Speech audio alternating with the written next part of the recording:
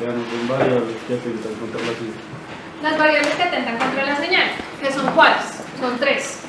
Una, ruido, que es, Una señal indeseada. o sea, la suegra, una señal indeseada.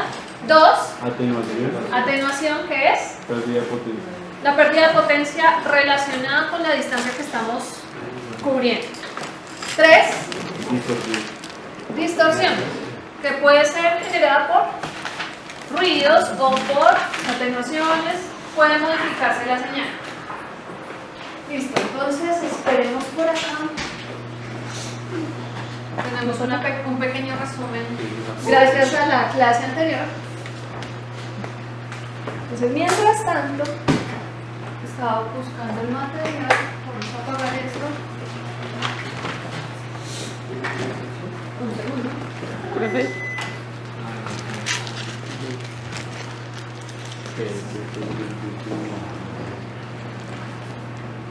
Entonces aquí están los elementos que atentan contra nuestra señal: el ruido, la distorsión y la atenuación. Digamos que la distorsión es la modificación de la señal que estamos transmitiendo por muchos factores. Y a su vez, ese ruido está asociado, esos elementos están asociados con dos componentes principales. El primero tiene que ver con el ancho de banda. ¿Qué es el ancho de banda?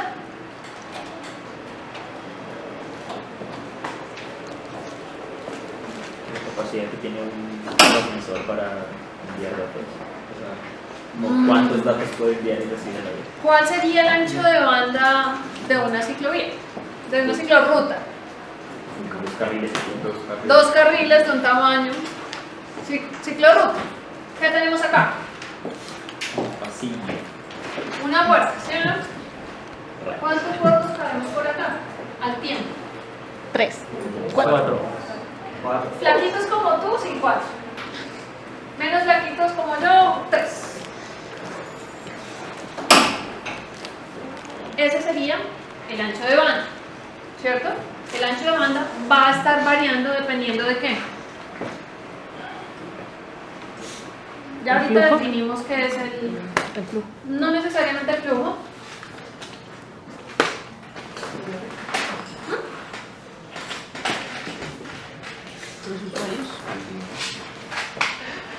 Básicamente el espacio que tengamos asociado, ¿sí? Pero el ancho de banda lo medimos ¿cómo?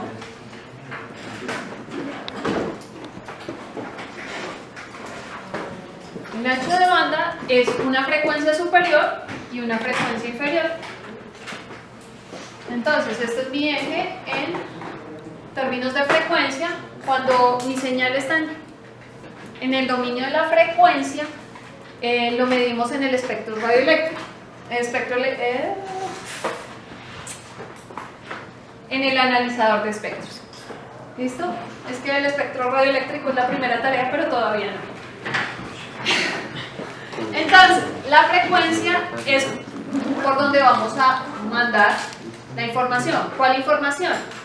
Señales analógicas, señales digitales, electromagnéticas o señales ópticas, ¿cierto? No importa qué señal estamos enviando, siempre lo vamos a trabajar en el dominio de la frecuencia.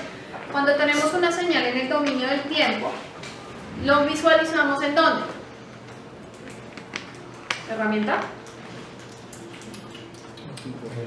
En el osciloscopio, ¿sí o no? Casi igualito. Casi.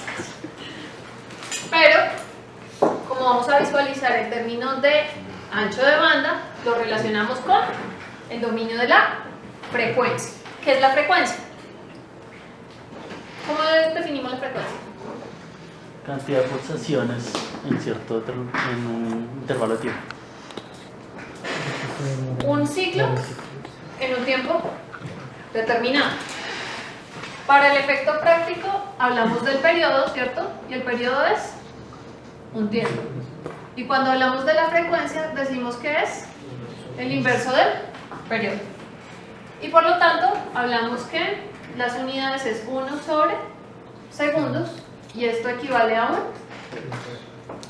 un hertz o a un hercio, según los españoles. Pero esa es la unidad básica. Entonces mis frecuencias van a estar en el dominio, lo vamos a visualizar en el analizador de espectros y las unidades van a ser los Hz. ¿Listo? Y entonces cuando hablamos de un ancho de banda, hablamos de una frecuencia superior y una frecuencia inferior. ¿Para qué? Para delimitar el espacio. Asumiendo que esta es la frecuencia superior y esta es la frecuencia inferior, podemos determinar que este va a ser mi ancho de banda. B por el inglés, bandwidth, mi ancho de banda.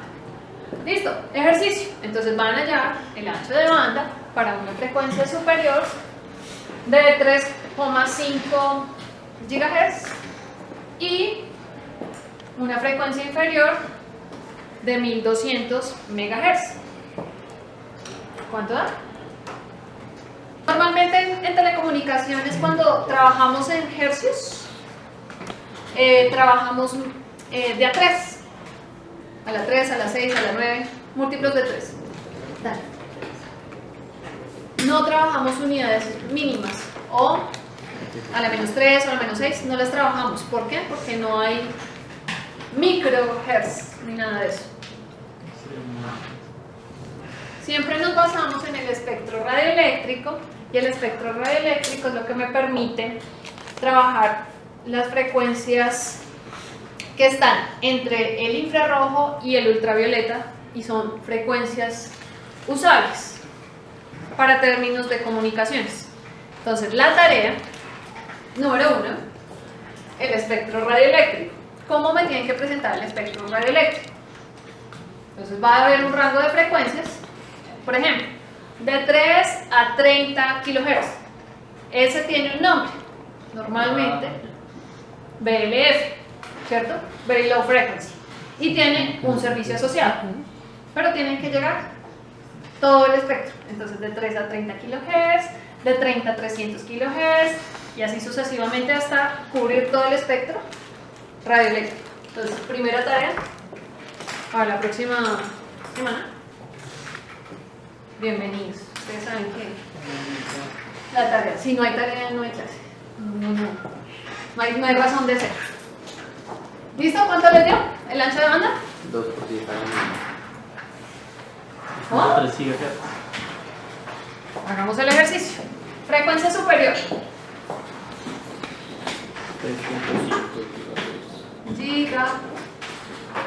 GHz. ¿Y frecuencia inferior? 1500 A 1500 pico, 500. MHz. Buenas. Frecuencia. Todo lo pasamos para efectos prácticos a la misma unidad. Entonces lo puedo pasar.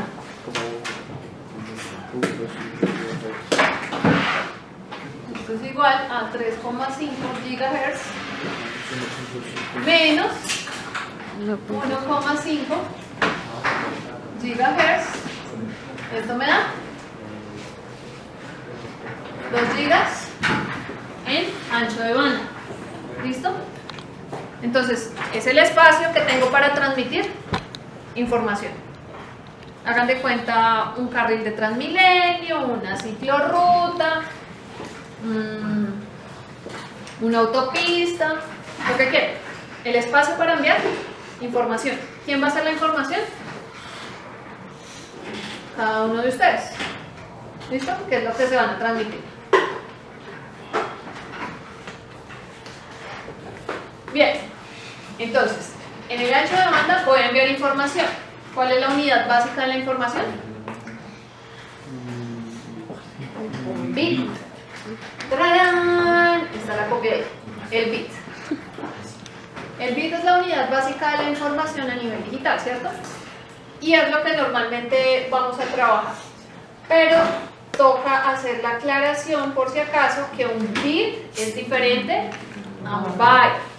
Un bit es la unidad básica de la información. Un byte son agrupaciones de 8 bits y normalmente se trabaja esta unidad para almacenamiento de información.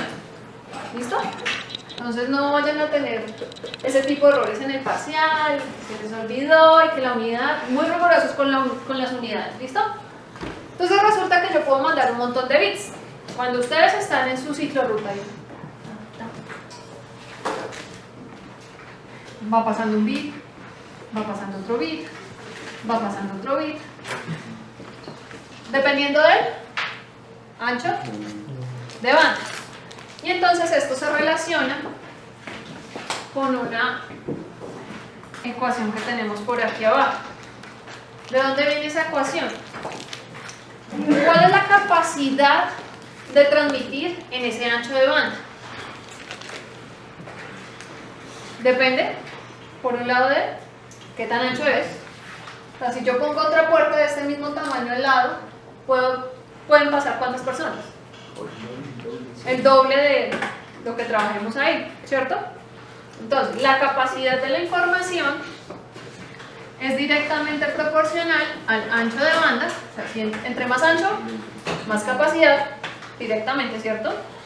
Igual, si la reduzco, menos capacidad en proporción, y está asociado al tiempo de transmisión. ¿Sí? Entonces, ¿cuántas personas pueden pasar en esta puerta? 4 al mismo tiempo. Y si hacemos una fila y vamos permitiendo el paso de toda la gente, ¿cuántos pueden pasar al tiempo? 4 por el tiempo que hayamos establecido de paso, ¿cierto? Entonces, esta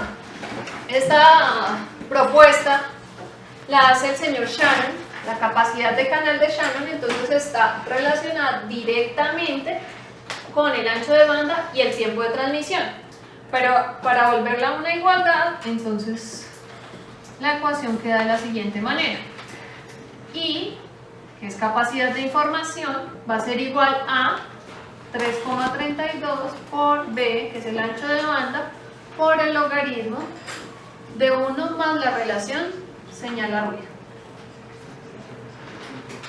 Listo. Apareció la señal y apareció el ruido.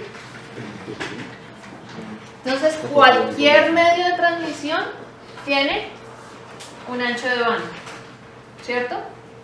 Y por ende tiene una relación señal a ruido. ¿Pero qué quiere decir esto? Que la señal va a tener una potencia, ¿sí o no? Medida en unidades de la potencia. A la una. Vatios. Gracias Dios. ¿Y la unidad de ruido? Vatios también. Bájame los pies. Bájame los pies. Sin vergüenzas. ¿Listo? Para que sea una relación, por ende debo tener las mismas unidades. Y en este caso la relación señal a ruido quedaría sin dimensiones. ¿Qué pasa si la señal es algo como esto? Y el ruido es algo como esto. ¿Qué pasa? El ruido va a atrapar a la señal en ciertos puntos. No estaba haciendo nada. Superó el nivel de la señal y entonces pues en el destinatario, ¿qué se va a evidenciar más? El ruido.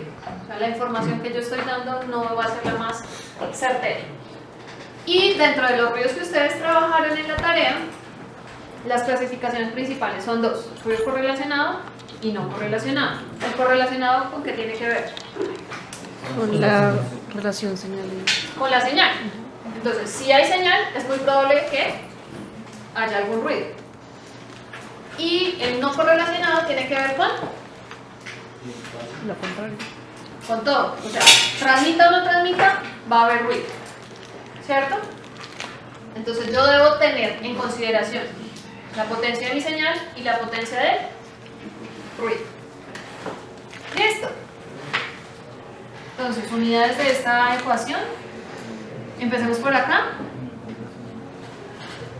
Ancho de banda de hercios. Relación señal a ruido. No tiene. Hola. Sin unidades. Si está por aparte, en vatios o en dBs. Y la capacidad de canal se va a medir en bits por segundo.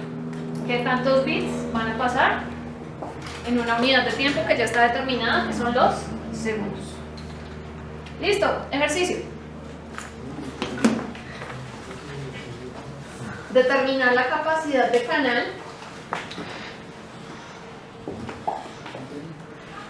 para un ancho de banda de 100 kHz. Salud, dinero por allá. Perdón, lo traje. 100 kHz y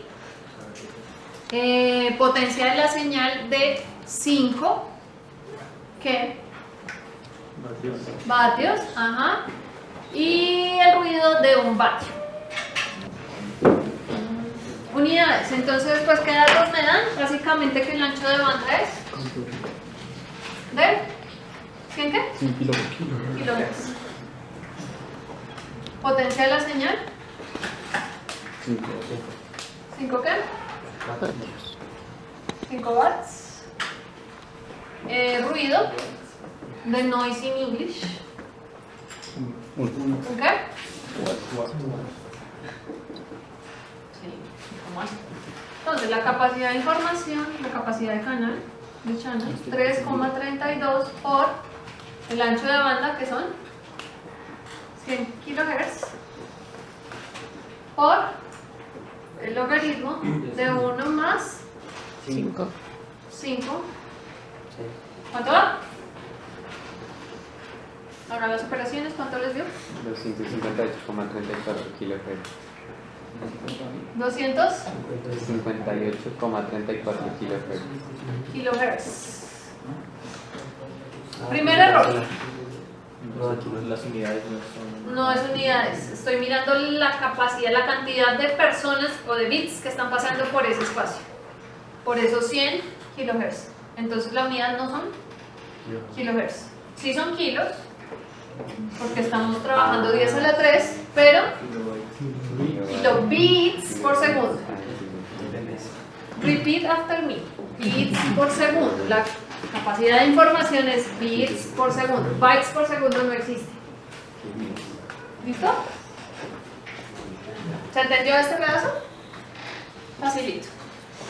Listo. Entonces ya hemos visto dos conceptos. Primero, ancho de banda, ¿cierto? El espacio por donde van a pasar unos daticos y la capacidad de información que tiene que ver por una parte con el tiempo de transmisión y por otra parte con una relación señal a ruido. ¿Listo? Siempre tenemos que analizar esas tres variables: atenuación, distorsión y ruido para hacer una transmisión efectiva. Si no, estamos perdiendo plata. Bien, por otra parte tenemos uno de los ruidos más relevantes, que es el ruido térmico. ¿Qué es el ruido térmico, por cierto? El ruido que se genera debido a movimiento caótico de electrones debido a temperatura.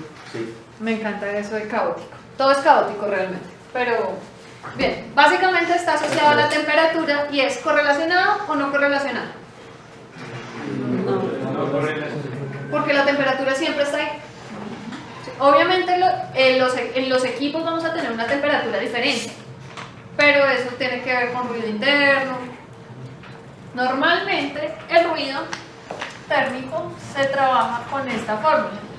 N es igual a KTB, donde N ¿qué es? Ruido medido en vatios, watts. K va a ser la constante de Boltzmann, que para efectos prácticos es 1,38 por 10 a la menos 23 joules sobre grados Kelvin. Constante de Boltzmann. También vamos a tener, si es ruido térmico, tenemos que una temperatura medida en grados Kelvin y tenemos B, que es el ancho de banda en hercios. ¿Listo? Entonces, si van a trabajar eso, por favor hallen el ruido para ese canal que tenían ahorita, cuyo ancho de banda es de 100 kHz y la temperatura del ambiente es de 23 grados centígrados. Por 10 a la menos 16 watts.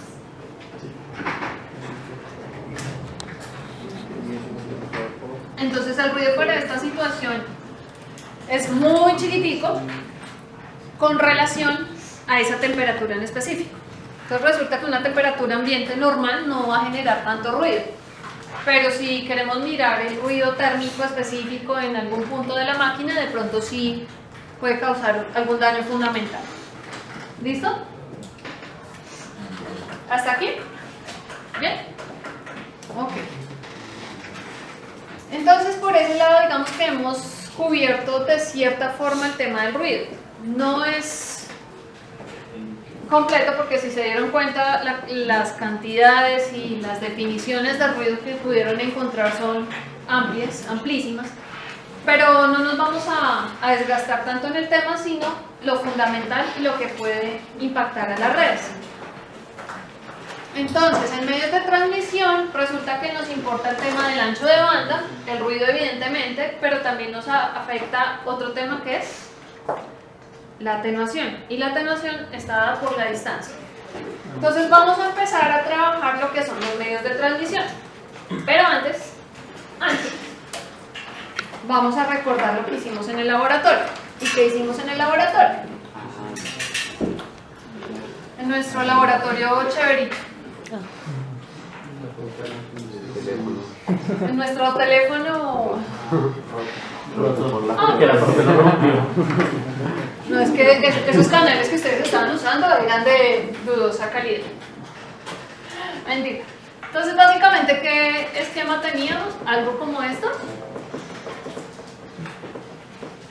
Mis dibujos son lo mejor. ¿Qué tenemos a los extremos? Así no se llama. O dispositivos. ¿Y esto cómo se llama? Lana. Medio o canal.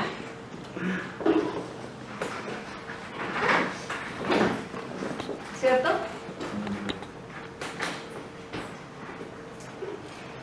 Entonces, resulta que hay dos clasificaciones de los dispositivos. Los dispositivos, por una parte, pueden ser equipos terminales de datos,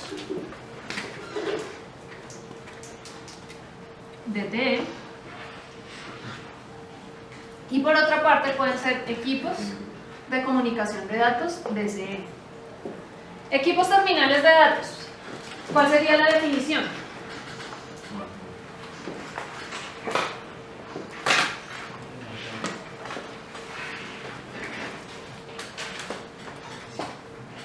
Como su nombre lo indica, es terminal. Y si es terminal, ¿quién lo usa?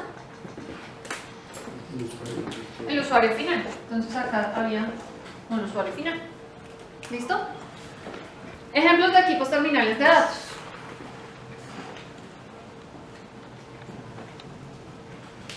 ¿No? ¿No usan nada? Ah, bueno. Teléfonos, computadores. Okay.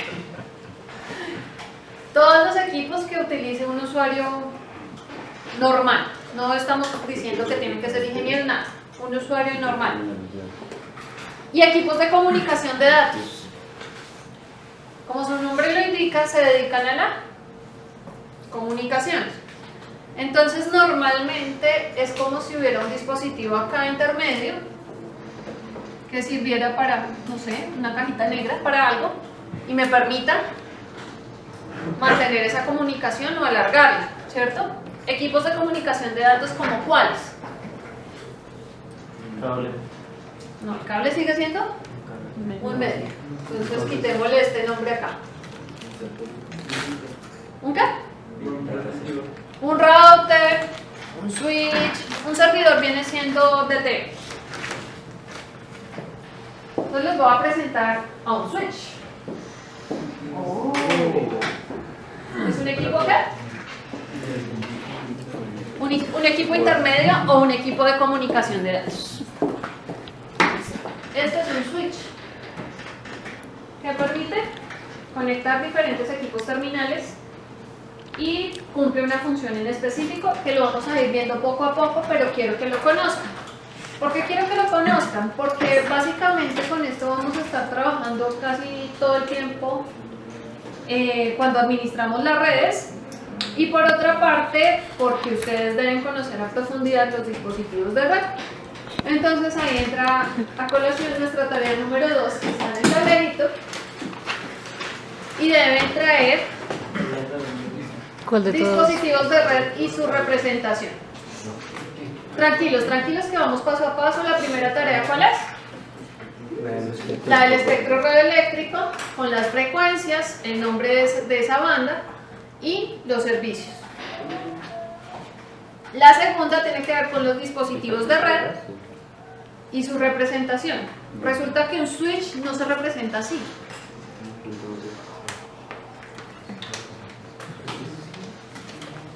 Entonces voy a hacer dibujos de un esquema de cómo sería un equipo terminal de datos, por ejemplo. Su representación, la de un computador, es esta. ¿Cierto? Pero un equipo de comunicación de datos, que por ejemplo es un switch, se representa de la siguiente manera. ¿Sí? Y no tiene de pronto nada que ver con la parte física del equipo como tal. ¿Listo? DT y DCE. Otro equipo, así para regalarles un DCE, viene siendo el router y su representación es esta.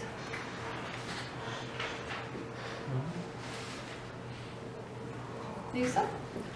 Entonces, por favor, busquen la mayor cantidad de equipos, tanto terminales como de comunicación de datos, que es lo que finalmente vamos a trabajar y vamos a comunicar. Bueno, y pues básicamente cómo interactúan esos equipos a través de los medios de transmisión o canales, ¿cierto? Entonces, hasta ahí vamos bien.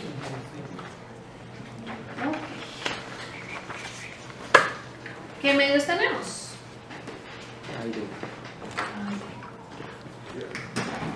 Y si nos vamos a los medios guiados, basados en cobre y basados en fibra. Listo. Inicialmente, entonces vamos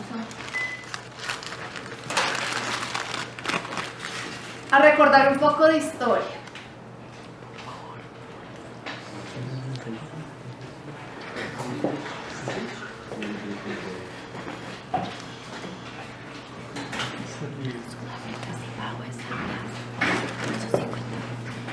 Resulta, cuando trabajábamos el telégrafo, que era para acortar distancias, utilizábamos un ¿qué? Un medio guiado, ¿cierto? Basado en cobre, un conductor, dale. Pero el conductor era plano y por ahí enviábamos ¿qué? Los pulsitos, ¿no?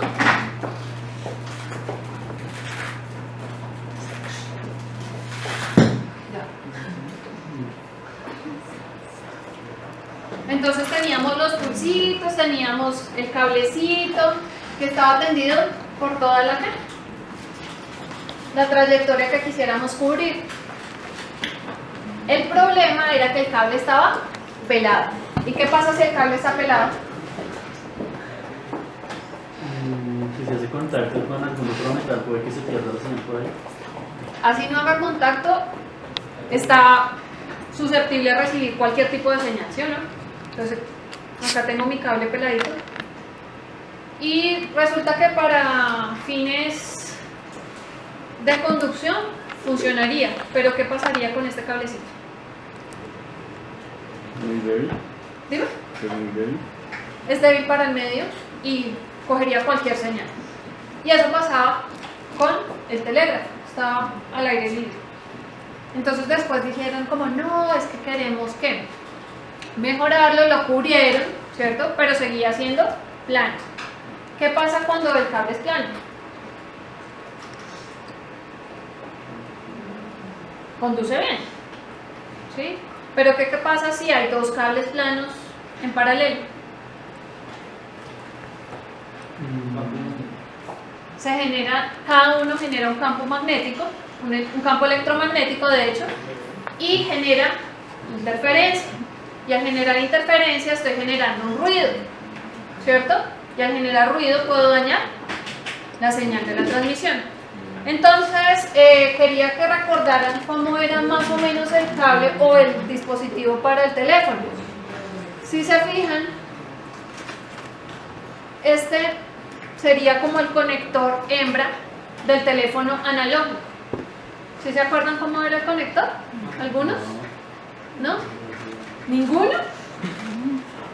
No, pues tan jovencitos, tan pollitos. Ay. Menos 15, pues. Fíjense, este es el conector hembra. Entonces el macho, ¿cómo sería? Vamos a hacer un mini dibujillo ahí.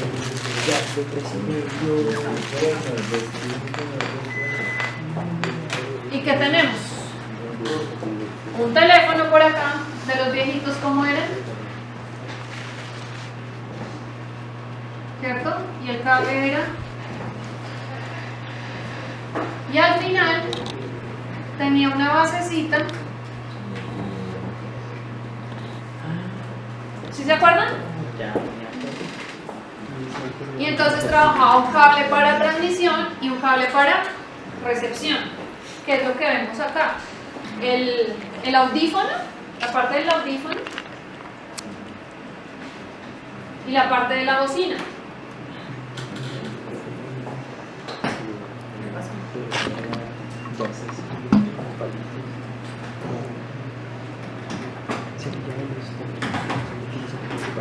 Hoy vamos a estar jugando porque me gusta asociarla, que sea algo muy práctico, pero es que no puedo creer que no hayan visto el dispositivo, pues. No tan modernos ellos. Bueno, esto suena un poco.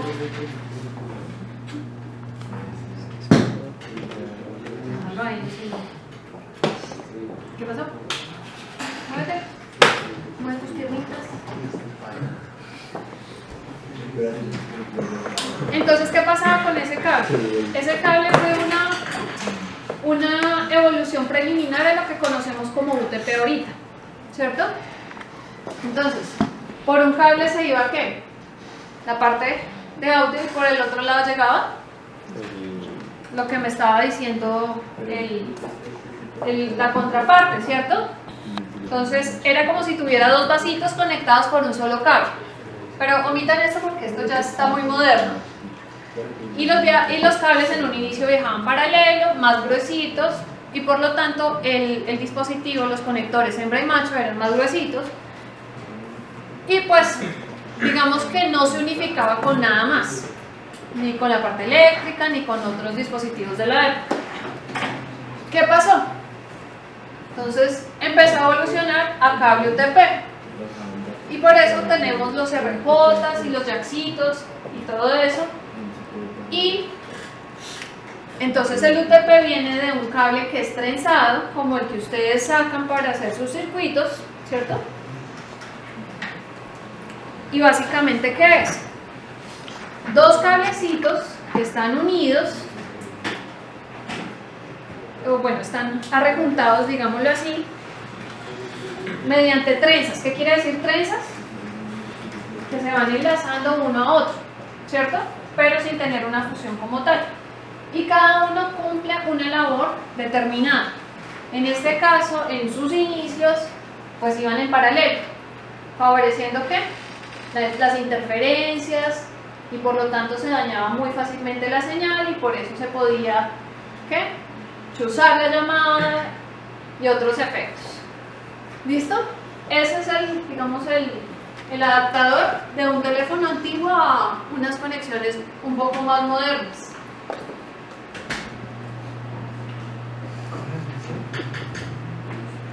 Y entonces empezamos a hablar de medios de transmisión como tal. ¿Para qué? Para poder conectar los diferentes equipos. Perdón. El primer elemento como medio guiado, entonces va a ser el par trenzado, que como su nombre lo indica, son dos cables que van a ir trenzados cada cierta longitud. ¿Por qué cada cierta longitud? ¿Cuál es el objetivo de que esté trenzado? ¿Para qué? Dar más estabilidad.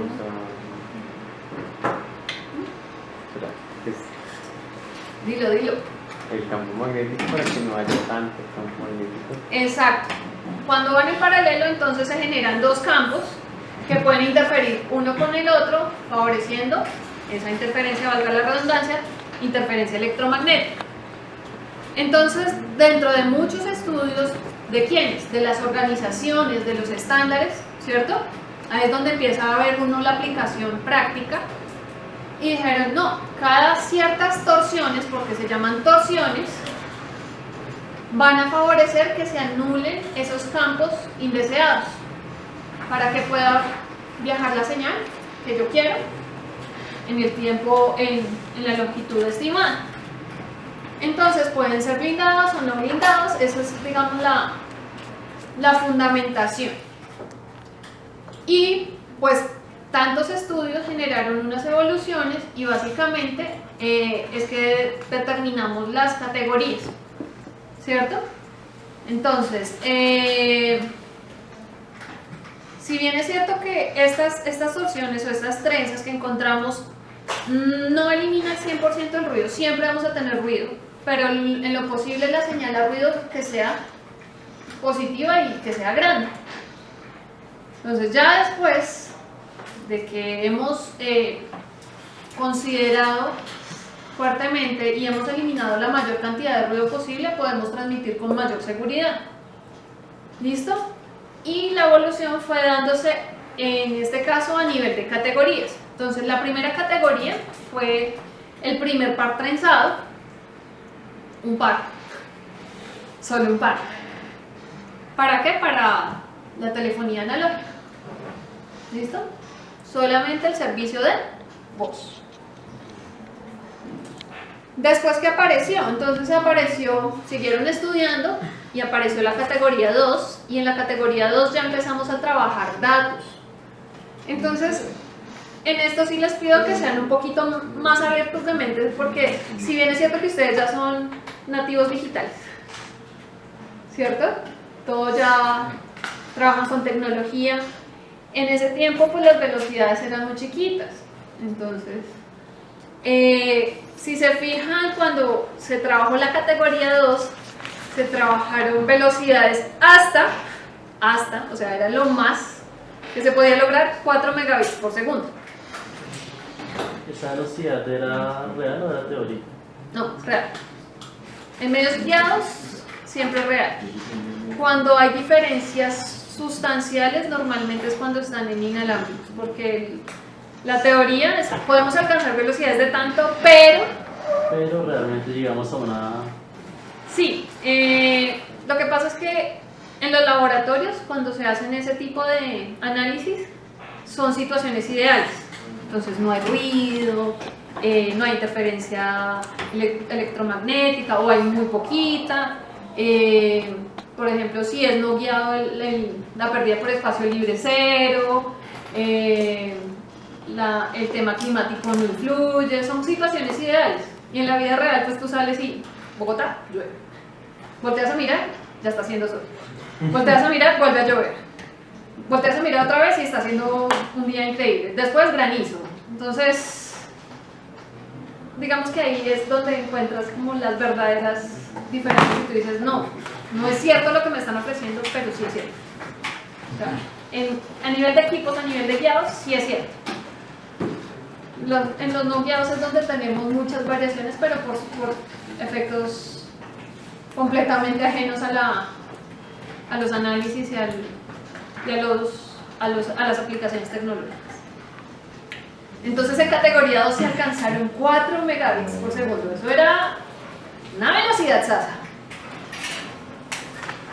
ahí digamos que se trabajaron los primeros pinitos de internet. Ustedes hicieron la tarea de las series de la UIT, la serie I de REDSI, Red Digital de Servicios Integrados.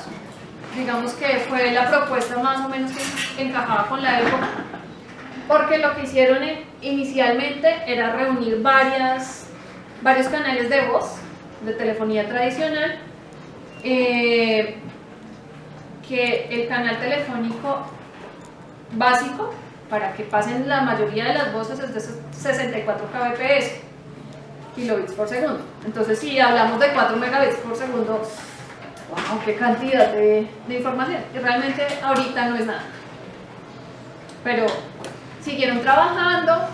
Y en la categoría 3, que la tengo ahí señalada aparte, es la categoría cuando se empezaron a trabajar más trenzas y más torsiones en los cables UTP. Y entonces, gracias a esas torsiones y a esa validación de los ruidos y demás cosas, se lograron velocidades de 10 megabits por segundo. En ese caso, ya estamos hablando de la telefonía actual. Sí, tenemos una velocidad importante, se manejaban datos también, pero en este momento, por categoría 3, podemos decir que están viajando la telefonía actual. Evolucionó, trabajaron más y llegaron a los 16 megabits por segundo en la categoría 4.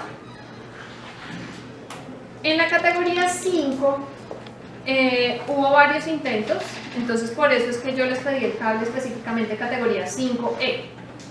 La 5E es la que, digamos, Ethernet básica, que me garantiza, que me garantiza 100 megabits por segundo. Ya estamos hablando de 100, eso es lo que trabajamos en la actualidad, y principalmente enfocado a datos.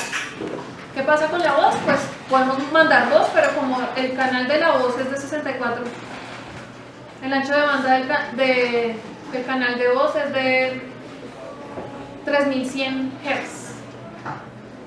Entonces, eso no es nada, es un datico más. ¿Sí? Y dentro de la categoría 5 se fueron reevaluando las posturas hasta que comercialmente quedó la categoría 5E garantizando los 100 megabits por segundo, y después apareció la categoría 6. En la categoría 6 lo que se busca es una velocidad de 1 gigabit por segundo, y la categoría comercial es la 6A. También se está trabajando en la 7, aunque todavía no está certificada comercialmente. Puede que lo vendan, pero no está certificado comercialmente. Diferencias fundamentales entre la 5E y la 6A. Pues digamos que la velocidad es 10 veces mayor, pero aparte de eso es mayor porque los cablecitos, el cobre como tal va a ser más grueso. Entonces, al ser más grueso permite un poquito más de capacidad. Por eso es que logra velocidades un poco más importantes. ¿Listo? En términos de cableado estructurado, que lo vamos a ver próximamente, siempre buscamos un cable que esté certificado o respaldado por una empresa. ¿Por qué? Porque si se llega a dañar, pues tenemos que pedir la garantía a alguien, ¿sí o no? Entonces, actualmente se puede ofrecer 5E garantizado y 6A garantizado. ¿Sí? Las otras que les ofrezcan con mejor categoría, mejor velocidad, de pronto no están con un respaldo de la empresa formalmente. Hasta el momento. Eso puede cambiar muy rápidamente. ¿Qué empresas? Pues fabricantes de cables. Orientadas a cableado estructurado, cableado de telecomunicaciones o cableado de seguridad o lo que sea. ¿Listo? Y entonces teníamos una tarea en la 568A y B. ¿Qué me dice esa norma?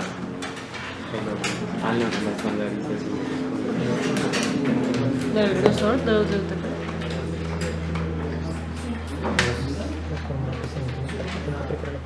Sí, la forma que se ¿Ah? La forma en que se deben conectar los cables.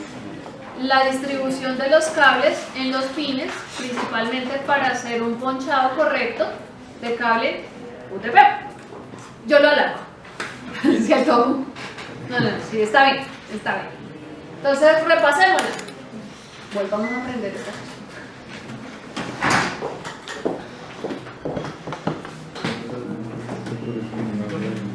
Señor, ¿está bien?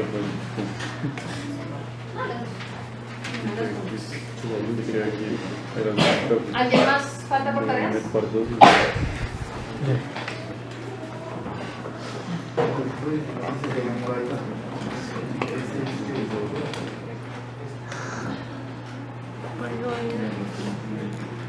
Entonces resulta que esa distribución de colores está básicamente dada por el recubrimiento que tiene, el recubrimiento básico que tiene el conector.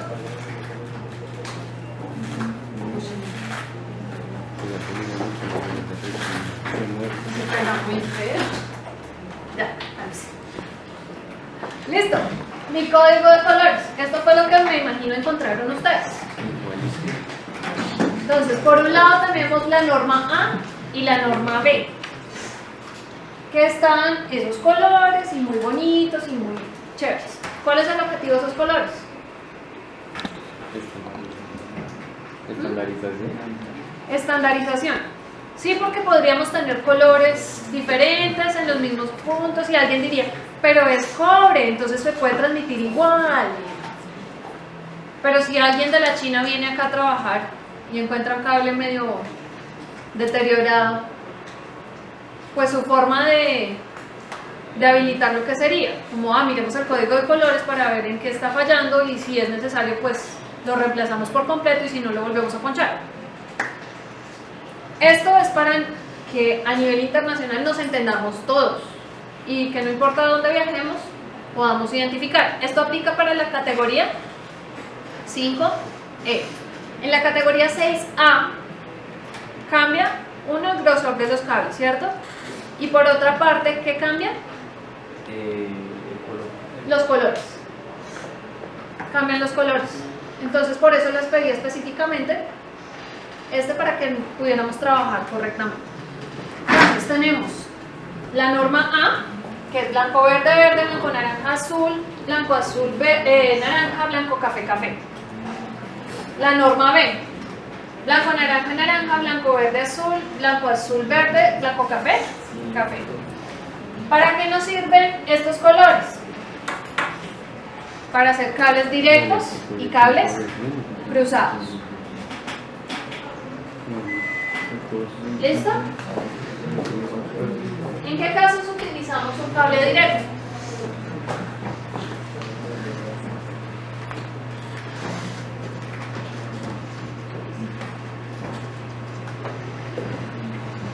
¿No saben? ¿No responden? Si el día de mañana ustedes tuvieran que elegir qué cable usarían, Explota la bomba. triste, muy triste. Bueno, eso depende de que vayamos a conectar. Entonces, estos equipos terminales de datos corresponden a una capa del modelo OSI, los equipos de comunicación a diferentes capas. Trabajamos un cable directo cuando los equipos son de diferente capa. Y un cruzado cuando son de la misma capa. ¿Capa de cuál? Asociada al modelo OSI. ¿Recordamos el modelo OSI? ¿Sí? ¿Cuántas capas? 7. Empezando por la Física. Uy, por fin, gracias Dios. Física. Enlace. Red. Transporte. Sesión. Presentación. Y aplicación. Ya deberían sabérsela de memoria, ¿no?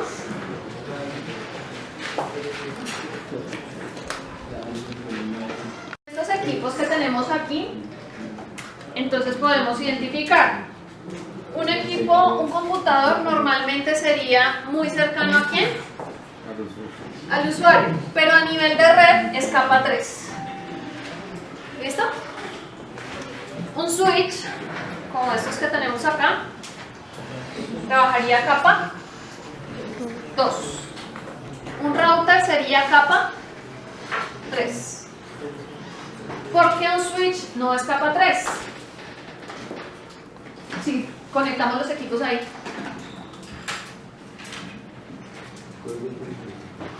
Porque es el que hace el enlace entre el... Hace el enlace y básicamente en la capa de enlace solamente trabajamos una dirección MAC. ¿Sí sabemos qué es una dirección MAC? ¿No? No. Tarea, no me interesa. No es tarea, no es tarea. Pero me gusta tu sentido del humor. Entonces, la capa MAC, la dirección MAC, perdón, tiene que ver con la identificación del equipo a nivel mundial. ¿Quién la da? La del fabricante. Entonces es una notación hexadecimal y una agrupación. El switch identifica las capas MAC, que es una capa física, es una dirección física, perdón, del equipo. Cualquier equipo tiene una dirección MAC. Por otro lado está la dirección IP, que la dirección IP es capa 3, capa de red. ¿Listo? Y la dirección IP, yo como administrador de red o de dispositivos o de lo que sea, yo soy la que lo administro. Entonces si yo lo administro, yo puedo poner esta dirección acá, 192.168.0.1, la de siempre. Pero ¿cuántas direcciones de esas hay en todo el mundo? ¿Sí? Entonces, la que yo no puedo manipular, teóricamente hablando, es la dirección MAC. Porque ustedes pueden hacer equipos, ¿qué?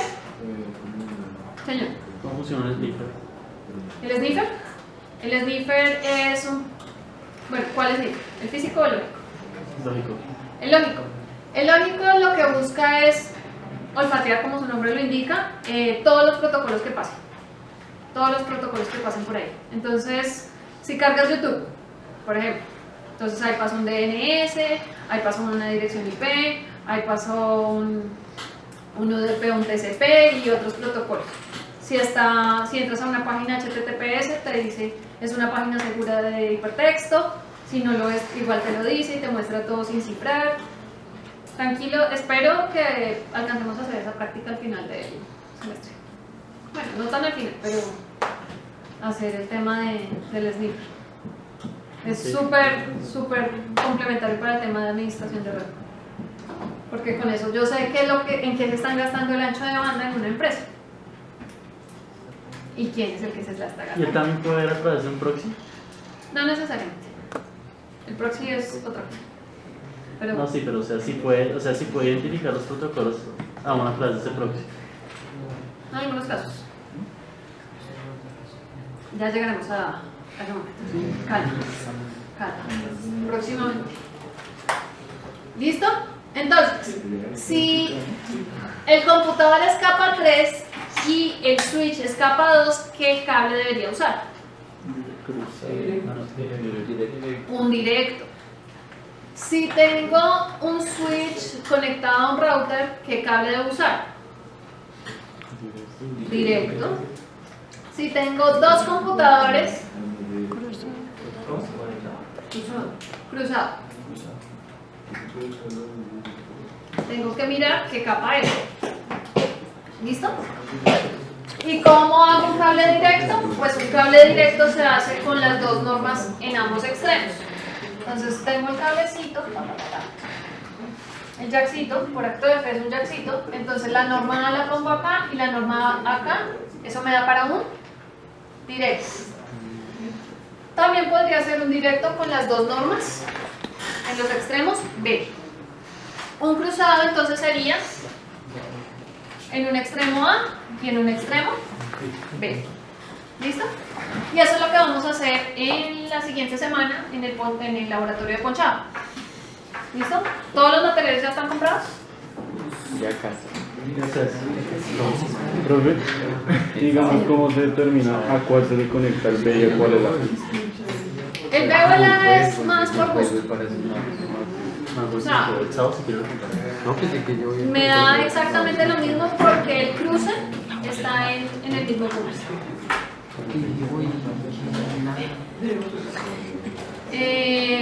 Normalmente se trabaja con el B, pero no quiere decir que si ponchas un cable A esté mal. De hecho funciona perfecto. En este momento no tiene gran injerencia.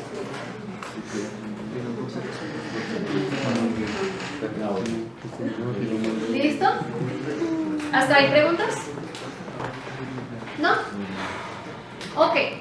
Entonces para el UTP trabajamos un ancho de banda más o menos pequeño que está por el orden de 100 Hz a los 5 MHz.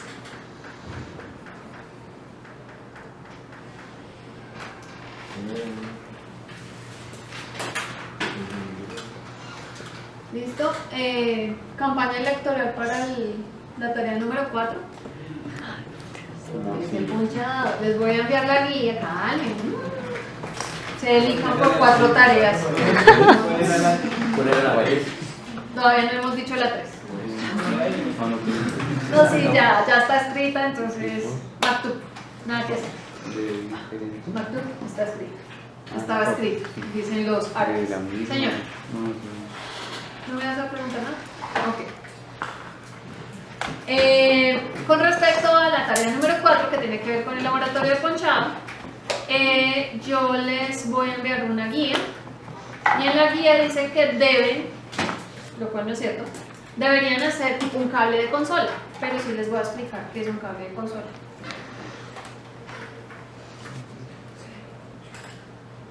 Si lo quieren hacer, es completamente voluntario, no tienen ningún problema. No hay ningún. Vamos a hacer ese laboratorio en la clase de las 2 horas que es el lunes. El viernes. Uy. Bueno, entonces hacemos un cuisecito en la otra clase para viernes. Bueno, este es un cable de consola. Un cable de consola normalmente lo entrega el fabricante. Este equipo es un Cisco 2960, si no estoy mal, DES. Y Cisco pues entrega el cable de consola y el cable de poder para que lo puedas utilizar. El cable de consola, ¿qué función cumplirá? Permitir mirar qué está pasando ahí con un computador. Entonces monitorear el equipo de red, y Pues modificar de pronto cómo está funcionando, o sea, cómo está haciendo la configuración. ¿Listo? Estos cables se pueden hacer, pero el fabricante pues se asegura que trabajen lo mejor posible para evitar inconvenientes. Si se fijan, por un lado tengo un RJ45 y por el otro, bueno, no se ve bien, pero es un DB9, ¿cierto? ¿Para qué? Entonces, como estos espacios están asignados para vincular computadores. Si se fijan acá, tiene un colorcito muy similar al cable de... Para nuestra clase online, hola amigos de YouTube. Entonces lo dije. Pero no son iguales. En este pedazo donde está el colorcito del cable de consola es donde lo introducimos y por el otro lado va a ir al computador del administrador de red. ¿Para qué? Para poder evaluar cómo vamos a configurar, si vamos a poner una VLAN, si vamos a bloquear unos puertos, etcétera, etcétera. ¿Listo? Eso se hace a través del cable de consola. Pero ¿qué pasa? En la actualidad los cables seriales ya, pues los puertos seriales en los equipos son, creo que nulos, y si son Mac peor, no tienen nada, solo USB. Entonces los venden por separado, así como las colecciones. viene un adaptador serial a USB. ¿Listo? Inicialmente solo era esto para que se conectara a nivel serial al computador y poder hacer la manipulación correcta del equipo. Pero en la actualidad se conecta un USB por cable, por un adaptador. ¿Que por qué no los hacen directamente RJ45 a USB? Porque todavía hay equipos que son activos, que están vigentes, que funcionan, pero son de la escuelita antigüita. Entonces, por eso van a encontrar muchas veces este tipo de organizaciones. ¿Listo? Okay. Por metros o por pies, tantas torsiones por metro o tantas torsiones por pies. Si es por pies es el sistema americano, pero básicamente el contexto es el mismo. ¿Listo? Por otra parte también tenemos a quienes, a nuestro amadísimo cable coaxial. Entonces el coaxial es mucho más grueso que el UTP, inclusive el UTP en combo. ¿Y por qué es tan grueso? Básicamente porque tenemos cobre sólido mucho más grueso que el UTP, tiene una capa de aislante, después tiene una capa conductora, normalmente es de aluminio. No sé si alguno ha tenido la oportunidad de pelar un coaxial. No son pelitos, o sea, dicen que son pelitos, pero no son pelitos, son fibras. Básicamente es una malla de aluminio. Entonces, cobre, que es el conductor principal, un aislante en PVC, una capa de mallada de aluminio, otro aislante sobre esa capa y finalmente un recubrimiento más grande que es plástico basado en PVC. Por eso es que es más grueso, y al ser más grueso es un poco más resistente a efectos adversos. ¿Sí, señor? Si no les gusta el coaxial, hablemoslo, pero así no vamos a llegar a ninguna parte. Ventajas del coaxial con respecto al UTP. Básicamente, al ser mucho más grueso el núcleo, el conductor va a tener un ancho de banda mucho mayor en comparación a ¿qué? A UTP. Tenemos que el coaxial trabaja desde los 1100 kHz más o menos a 500 MHz, perdón. Normalmente el coaxial se trabaja en exteriores y su uso principal en este momento está asociado a la televisión. De hecho, si quieren hacer un cable, una antena TDT, es con cable coaxial más o menos unos 10 centímetros de largo, pelan un dedito de largo de que quede cobre solito y ya, con eso ya tienen una antena TDT, porque captura el ancho de banda. Y una antena, el concepto básico de antena es que es un conductor al aire libre que permite capturar o radiar ondas, en este caso capturar. Así como en UTP teníamos categorías, en coaxial también tenemos unas especies de categoría, pero básicamente se llama RG o radio de gobierno. Dependiendo del radio de gobierno, pues tienen unas aplicaciones o unos usos. El principal uso, bueno, el radio de gobierno 8 y 9 era utilizado como cable Ethernet en sus inicios. No se popularizó mucho porque básicamente tendríamos que estar cambiando de conectores todo el tiempo. Y es mucho más fácil trabajar un RJ y no un coaxial y después sale una fibra, entonces adaptarlos a la fibra, y eso sería cambiar de módulos e incrementar los costos. Entonces no fue muy famoso por ese lado, y sí se propagó el RG 58 y 59, es el que se utiliza para televisión. ¿Listo? En comparación, entonces vamos haciendo una tabla comparativa. UTP, coaxial y fibra óptica. Entonces, a nivel de costos, este es bajo,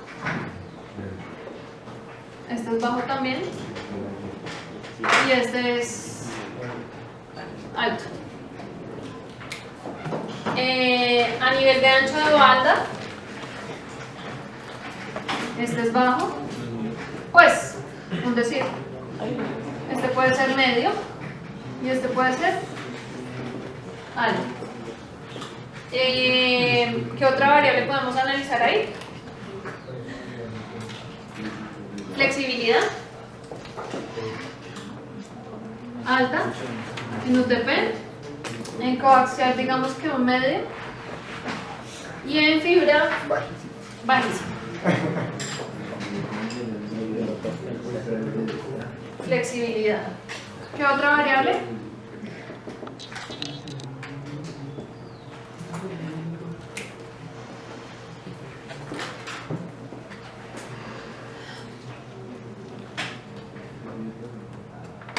De pronto como resistencia por... Ajá. Entonces, estas son más resistentes, digamos, para exteriores que esta.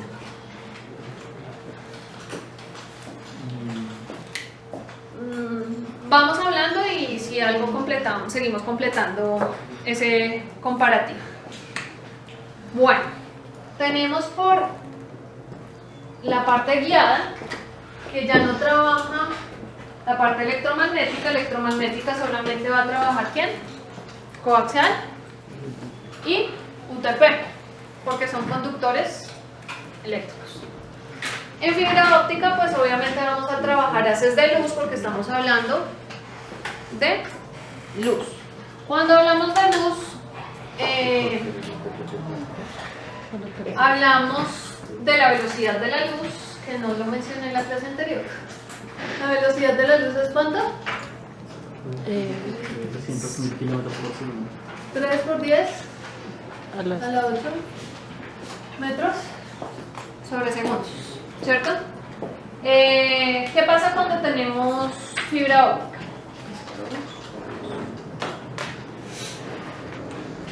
Que propagamos las ondas de luz básicamente por dos caminos, por reflexión o por refracción. Entonces vamos a hacer, vamos a hacerlo más alto para que se vea. ¿Puedo borrar esto? El dibujito. La tabla no. Vale.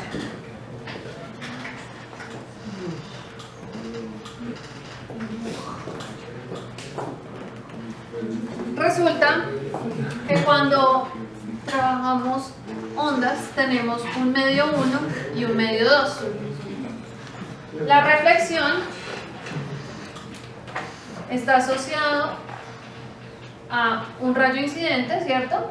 Llega al límite y resulta que cada medio tiene también un índice de reflexión, un índice de refracción. Normalmente el índice es de refracción. Llega el rayo, si el medio 2 es más fuerte, ¿qué pasa con el rayo? Rebota, ¿no? No lo pude atravesar.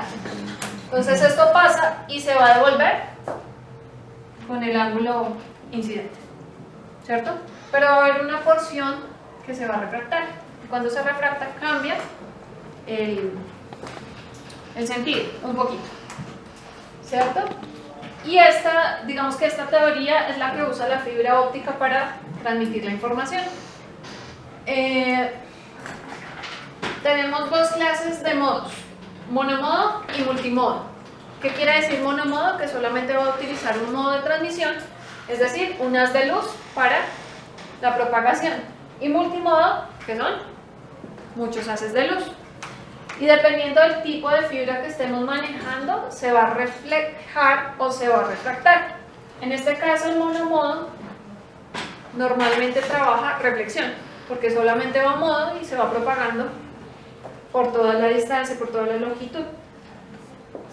Cuando trabajamos multimodo, normalmente se trabaja por refracción, es decir, que tenemos muchos medios, muchos índices dentro de la misma fibra para que no se anulen, entonces que cojan caminos diferentes intencionalmente para que no se encuentren y no se anulen. ¿Listo? Materiales en los que está hecho la fibra, pues obviamente tiene una gran cantidad, un componente de vidrio, silicio, ¿cierto? Pero también van a encontrar algunas en plástico. Ustedes dirán, oh, ¿para qué plástico? Básicamente para aplicaciones ornamentales como el tema de los arbolitos de Navidad. Aunque hay algunos que son en plástico, pues digamos que tienen un poco más de plástico, por decirlo así, que son para aplicaciones de salud. ¿Sí? Por ejemplo, cuando les, ¿cómo es que se llama ese examen? Endoscopia. Básicamente tienen fibra, pero obviamente tiene que ser muy flexible para que pueda entrar a los órganos y lastimar lo menos posible al paciente. Pero a nivel de comunicaciones normal tenemos es vidrio. Y lo que hablábamos ahorita de flexibilidad con los otros medios está asociado a que, si bien es cierto, se puede manipular la fibra y se puede doblar, tiene unos límites. Los materiales tienen una resistencia y la fibra no permite doblar algo así como esto. Tiene un límite y, digamos, en las instrucciones, en la tabla que les dan cuando ustedes compran cualquier elemento, que me imagino ustedes leen el manual antes de ponerlo a funcionar, obvio, todos los colombianos lo hacemos, eso es natural. Dice hasta cuánto es permitido doblar la fibra para que no se astille. La fibra, si se astilla, puede generar problemas, uno de comunicación, y el problema es encontrarlo y solucionarlo. En qué pedazo es que está fallando, es mucho más difícil identificarlo de primera manera. Ventajas comparando fibra versus en los otros medios de transmisión. Básicamente el ancho de banda es mucho más grande, es decir que tenemos muchas más puertas para poder pasar flaquitos y gorditos, ¿cierto? Y adicionalmente, como no trabaja en la parte electromagnética, puede haber cualquier motor al lado generando una interferencia y no la va a afectar. Es más resistente a ese tipo de ruidos y de interferencias. ¿Listo? Dificultades, sobre todo en el procesamiento, entonces les quiero mostrar un video de cómo se fusiona la fibra, porque el término es fusionar y no ponchar. ¿Listo? Señor. ¿Cuáles tienen más atenuación y cuáles menos? La atenuación se debe a la distancia. Entonces, normalmente el que tiene mayor alcance es la fibra. Entonces, después va coaxial y por último está UTP. La fibra, dependiendo si es monomodo o multimodo, puede alcanzar 5 kilómetros en una sola tendida, mientras que el alcance máximo de un UTP está dado en el orden de los 100 metros, pero ya estamos diciendo el límite. O sea, deberíamos haber utilizado un repetidor u otro elemento. A los 80, a los 90 es lo normal. Entonces les quiero compartir un video de cómo se fusiona fibra. Uno, para que conozcan cómo se hace. Digamos que la dificultad es un poco mayor en comparación al ponchado, y por otra parte no tenemos el equipo para hacer la fusión. Este video es muy chistoso porque es un profesor así en clase y puede tener escenas violentas con sus estudiantes. No, a mí me parece muy divertido. Entonces, básicamente, en esta mesa, pues, esta va a ser, este equipo que está acá es la fusionadora. Tenemos diferentes elementos para limpiar la fibra y dejarla lista. Ay, no les mencioné cómo está compuesta la fibra. Bueno, la fibra en sí, el núcleo, se denomina núcleo de lo que es vidrio como tal. Tiene un recubrimiento, así como el cablecito UTP, en plástico, en PVC. Después vienen unos pelitos, esos sí son pelitos, pero no se llaman pelitos, se llama Kevlar.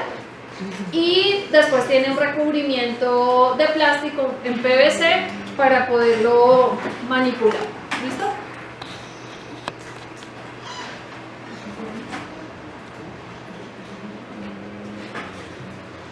La cual tenemos una fusionadora Mitel S138, una cortadora de lo que es la fibra óptica, el alcohol. Muy importante esta cinta para los desechos que vamos sacando. Tenemos un cortador de chaqueta, una tijera, un cortador de núcleo y otro cortador de fibra, un atornillador que lo ves en la cinta. Bueno, procedemos con lo que es el papel higiénico, que es muy importante el papel higiénico de las cosas. Yo les dije que era divertido. Bueno, realmente lo que buscamos aquí es, bueno, entonces la máquina como tal, la fusionadora, cumple dos funciones principales. La primera es funcionar como tal la fibra y después en otro campo tiene la opción para ponerle recubrimiento plástico para que no se metan señales de luz que no correspondan a las señales que estamos transmitiendo. Entonces pues todos los elementos aquí, pelar la chaqueta que es el recubrimiento de plástico, esta cortadora que es básicamente corta la fibra para que quede alineada, lisita, bonita, pero resulta que en ese proceso o en la manipulación del proceso en general la fibra se va a ensuciar o quedan partículas no necesariamente que se deban trabajar, entonces se utiliza un alcohol. El alcohol no se trabaja con papel higiénico. Normalmente vienen unos elementos de limpieza específicos y el alcohol que están manejando es industrial, no es alcohol que ustedes consigan para curar heridas o algo así, no. Y ya, todos los elementos que va a continuación, es divertido el señor, me parece muy gracioso. El higiene funcional que nos quede bien. Comenzamos con lo que es la fibra, sacando de la chaqueta. En este caso tiene operador de chaquetas. Siempre. Se van sacando por pedazos para tratar de no romper, la verdad que este hilo que acá es muy delicado. Ya teniendo la fibra, acá el quebro a un lado, la fibra al otro, procedemos esta coordenada se debe trenzar a la hora de asegurarla en el F1 o donde se vaya a fijar. Ya teniendo la fibra de esta manera, procedemos a lo que es pelar el núcleo. Ya en este proceso utilizamos esta herramienta que es un pelanúcleo, es muy efectivo, ya que cuando él nos da una señal, cuando hace un tic, ya la fibra se puede templar. Bueno, vamos a proceder a pelar la fibra, a pelar el núcleo.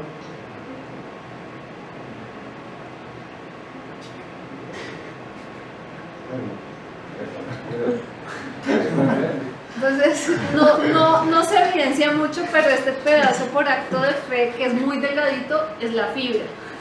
El chic, él dice, pues básicamente le sirves a los técnicos que realmente son los que van a fusionar todo el tiempo. Es bueno que ustedes conozcan cómo se hacen las cosas porque dado caso uno no sabe, tiene que mandar o tiene que saber cómo dar indicaciones y pues si no necesariamente han manejado estos equipos, pues no creo que les toque manejarlos porque ustedes son informáticos, pero de pronto así como dice el profesor, se ofrece, entonces saben cómo hacer las cosas. Lo importante en la manipulación de la fibra es no ejercer excesiva fuerza porque puede astillar la fibra en cualquier pedazo y la fibra es costosa, muy costosa. Le saco la cubierta, la fibra y queda solamente lo que es el vidrio, lo que es la fibra en sí, pero para hacer el proceso ya tenemos algo ya listo hasta aquí, entonces vamos a seguir con lo que es de acá. Acá tenemos que dar la fibra en todos los extremos, como lo pueden ver ahí. Entonces vamos a proceder a lo que es el corte de la fibra. Para eso tenemos esta maquinita, la cortadora Mitel también, que es el 25. Creo que la persona se ve aquí ya conoce este tipo de herramienta. Entonces procedemos a meter una fibra de este lado.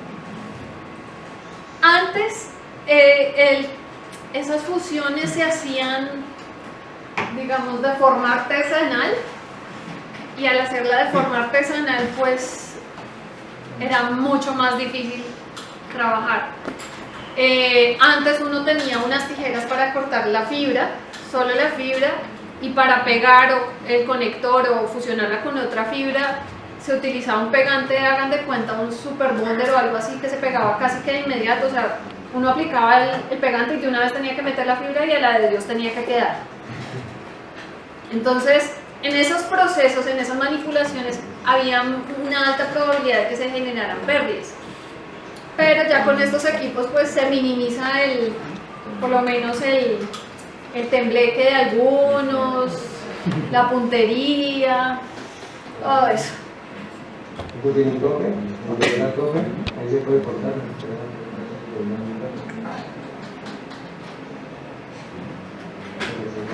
Para acá está el piso. Entonces ya tenemos cortado la fibra.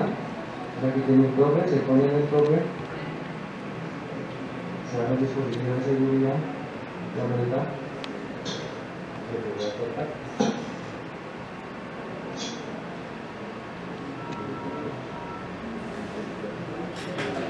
Supuestamente ha quedado un poco de la fibra.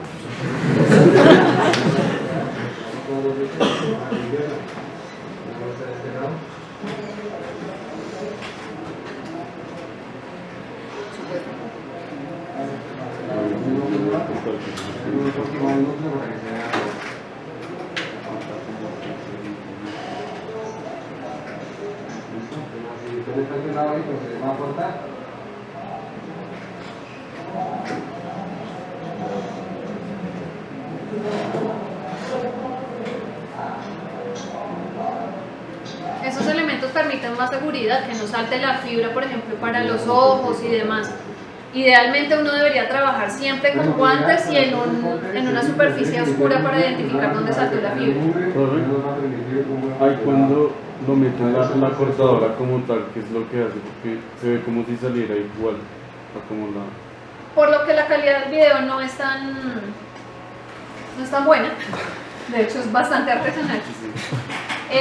Lo que hace es, cuando corta la fibra para que quede completamente alineada, que quede un corte unificado en todo el núcleo. Eso es lo que busco. Entonces, cuando lo meten ahí sí el topecito ese que dice el profesor, da el tope, lo alinea, lo asegura y cuando hace el corte lo hace firme. Mientras que en el tiempo que yo les decía, cuando yo por primera vez hice un tema de esto, las tijeras pues fallaban mucho porque la habilidad de la persona que estaba haciendo ese corte no era grande. Entonces esto asegura mucho y aparte cuando corta tiene un espacio para almacenar las fibras que quedaron, las mini fibras, las astillitas ya quedan almacenadas ahí.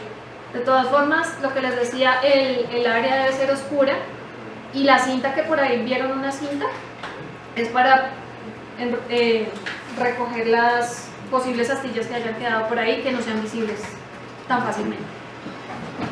Más por seguridad. Ahorita vamos a hablar de las fallas que hay al funcionar.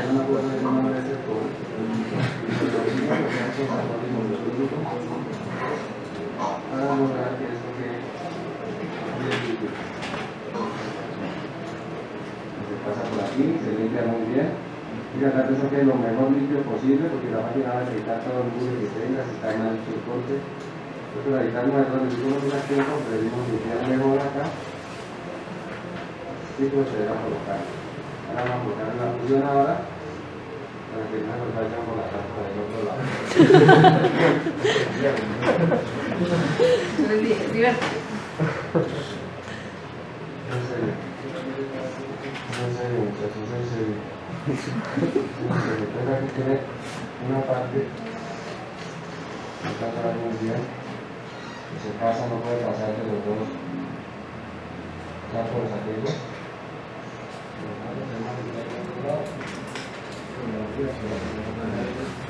Bueno, si se fijan, acá entra una fibra y acá debe entrar la otra. Pero en uno de los extremos se le debe poner un empaque que se le denomina termoencogible, que es el que va a hacer las veces de recubrimiento plástico que tiene el núcleo. Ahorita creo que lo muestro. Después de que limpie le quite todo el núcleo.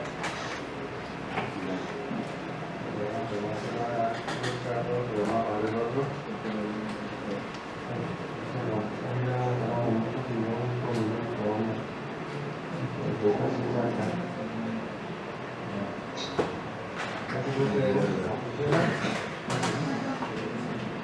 entonces va a alinear. Listo. Si se fijan, este es el espacio que hay entre fibra y fibra, ¿no? Entonces lo que busca es alinear esta y que con el proceso de calor quede una sola. Ya solito. Y lo empalma. Más o menos. Ya cielo muestra que tiene 0 decibeles de pérdida, ahí ya nos queda la fibra empalmada. Ahora sigue lo que es el proceso de termoincogible, que es una parte muy complicada de la fibra, que me ha roto ya como 3 veces. Es impresionante esto y le pasa. Bueno, yo acá no lo puedo para ver si lo puedo lograr hacer.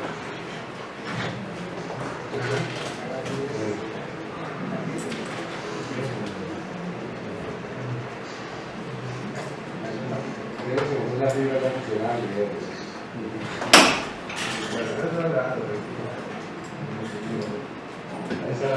Y eso puede ser. ya está lista, ya está, porque ahí ya está funcionando. Para extender, por ejemplo, un trayecto largo, no sé, carretera de 1 metro, digamos. Tenemos una colaboración de que Esa pública de eso. exacto. Luego se vamos a pasar el termoincogible. Esta es la tesis del tema. Ahí ya que el termoincogible, ya que el termoincogible de esta manera, igual pero con mucho cuidado, podemos colocar nuestra funcionadora en un modo de horno. Para eso tenemos acá a mi secretaria. Vamos en el modo de horno, por favor.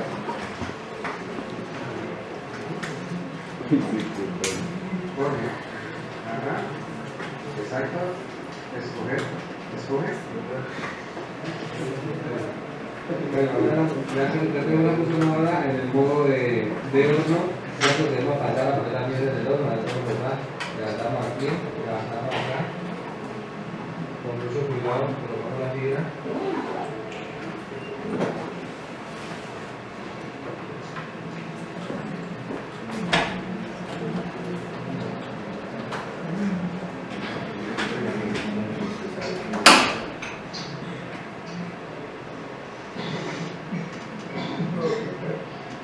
Ahora sí pasamos a darle la función de horno.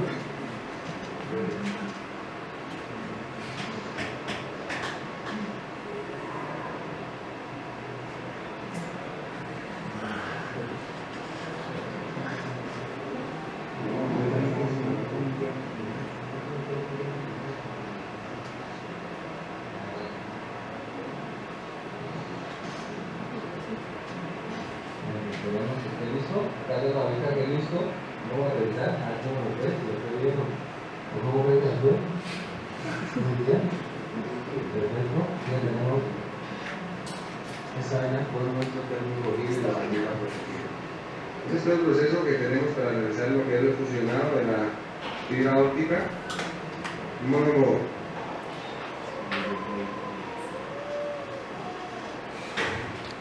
Hay 4 principales. El primero, esa desalineación que se presenta y cuando se fusiona queda un espacio de todas formas. O sea, la fusión no fue efectiva, no se pusieron esos cositos ahí cerquita, no. Se pusieron tan lejos que cuando se fusionó no se acercó lo suficiente para pegarse. Entonces, ¿qué pasa? Si esto queda desalineado de esa manera, este es el haz de luz, se va a propagar. Cuando sale acá al medio se pierde porque no tiene la continuidad de la longitud de onda. ¿Listo? Entonces esta desalineación por separación. Hay otra desalineación que tiene que ver porque el corte no se hizo correctamente en uno de los extremos. Entonces quedaron pedazos irregulares y va a pasar exactamente lo mismo. Sale y se pierde. De pronto se captura el otro lado, pero no en la misma continuidad que se debería. Hay otra desalineación que esa no se presenta tanto con la fusión de máquina, sino cuando es manual, que la fibra quedó de pronto medio volteadita. Para los que no me están viendo este pedazo.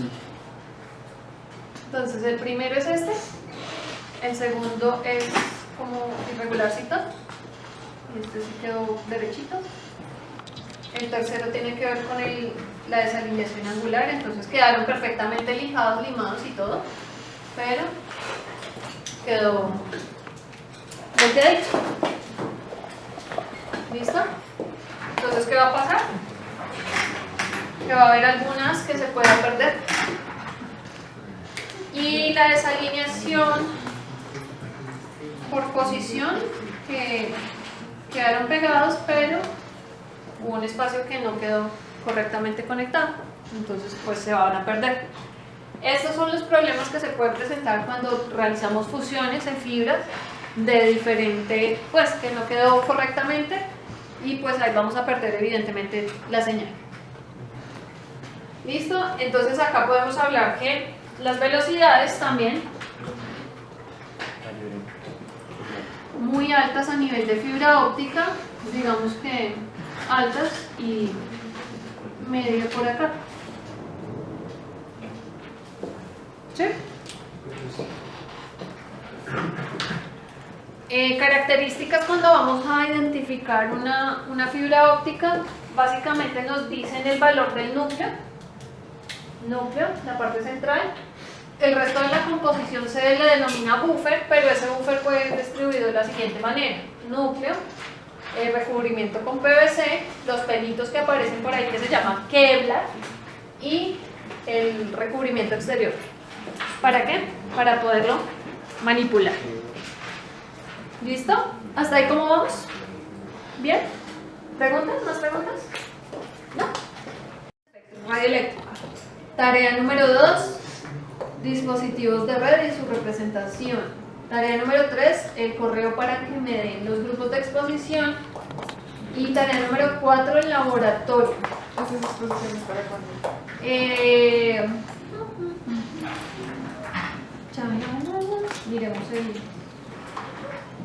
Miremos el calendario.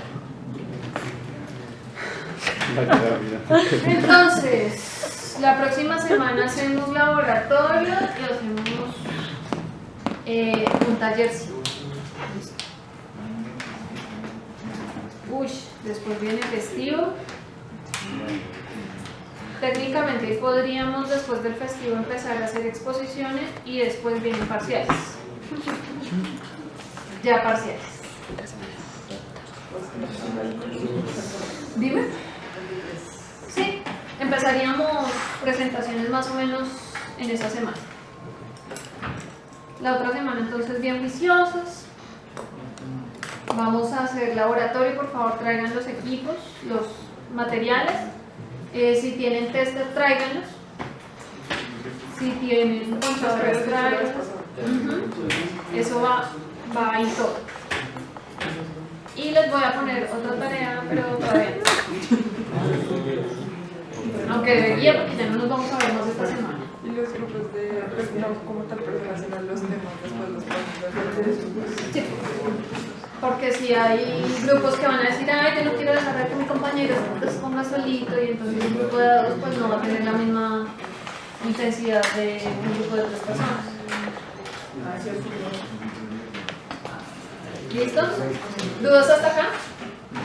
¿No? ¿Mucha información? Un poquito. Entonces, sí, vamos a dejar hasta ahí. En información. Ah. Vamos a